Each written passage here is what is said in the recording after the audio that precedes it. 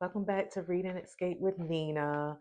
So, yes, today I want to talk about Stephen King 1922. I went over this one when I was doing my mini collection, and I was just getting so hyped up about it that I wanted to talk about it in detail. So, this one will contain spoilers for those of you who are interested in reading it. But if you don't mind and you just want to listen to it, feel free to stay on. So this one's a short read. I think it's good for anybody that maybe want to dip their toes into Stephen King without it being too overwhelming. Simply because it is short. However, he still can find a way to describe a rose petal in 30 pages, but still, it's a good fun read.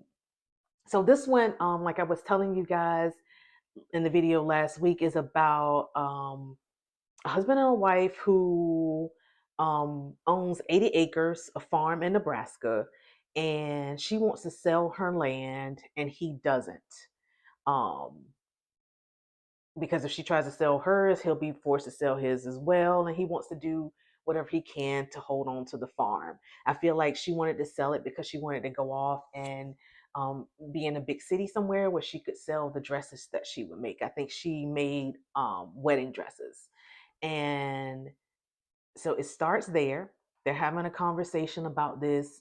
She's um interested in selling, he's not, and their relationship is kind of awkward, kind of weird. It's like it's very mechanical, very technical. It's not loving.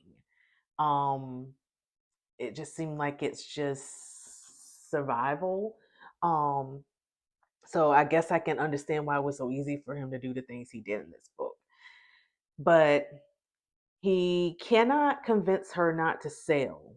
So he starts grooming his son to look at his mom differently.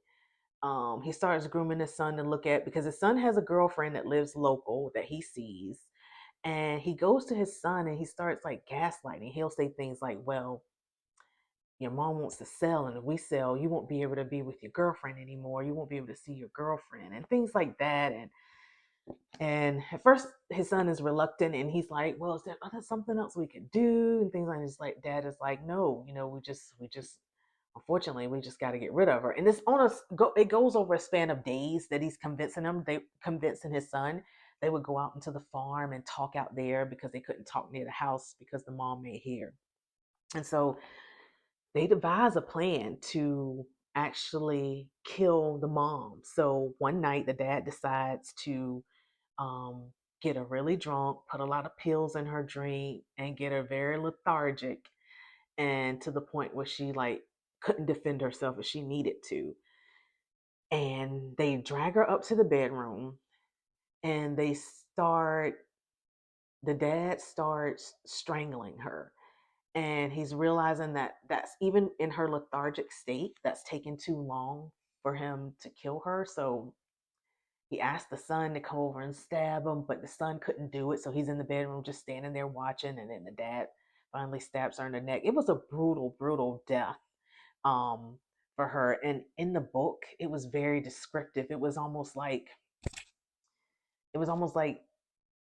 the gurgling sound she was making, how long it was taking for her to finally go. It was so realistic.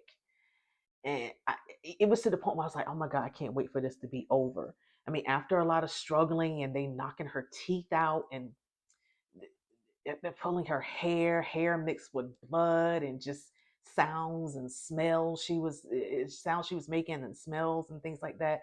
The son ran out of the room and got sick, and she finally expired. And then they took her body and put it in a well in the backyard.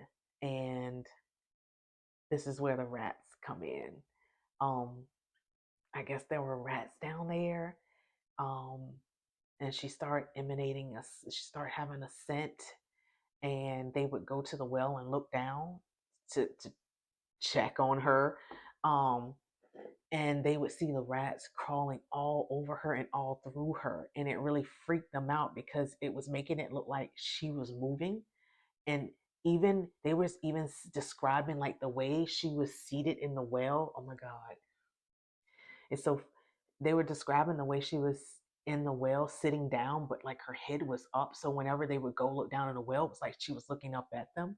And like if a rat was in her mouth and it would move, it looked like they made it seem like she was saying something to them. Like he would hear her voice, like, I'm going to get you for this. It was really scary, guys. I'm telling you, I would advise you to read this. um it was a lot packed in a little book, and it just goes on with the police starting to come by to look for her. They're getting suspicious, but they don't have any concrete evidence. um and then they ended up covering up the well with rocks and dirt and stuff. She was never found, but however, her ghost, they couldn't cover that up, and she haunted him. She haunted her husband. The boy, the son, ended up running off with his girlfriend, and they ended up being killed later on because they were looked at as fugitives because it was somewhat of an investigation.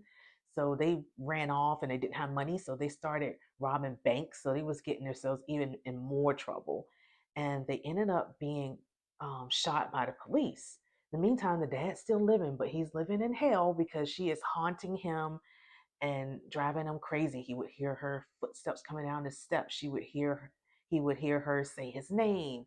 Um, I mean, just extreme haunting scariness, and just the way they were describing the way she was looking and the way her head was bobbing around her neck because her neck was almost severed. Um, just really scary. And towards the end, she got him. She came for him, and he did not make it. Um, so, like I said, I enjoyed this. It was a quick read. Um, Also, because you guys know I love 11/22/63, which was narrated by Craig Wason. Craig Wason also narrates this. So if you don't want to read the book and you want to just listen to the audiobook while you're driving or out somewhere, this is a short audiobook. Craig Wason narrated, and he's also absolutely awesome.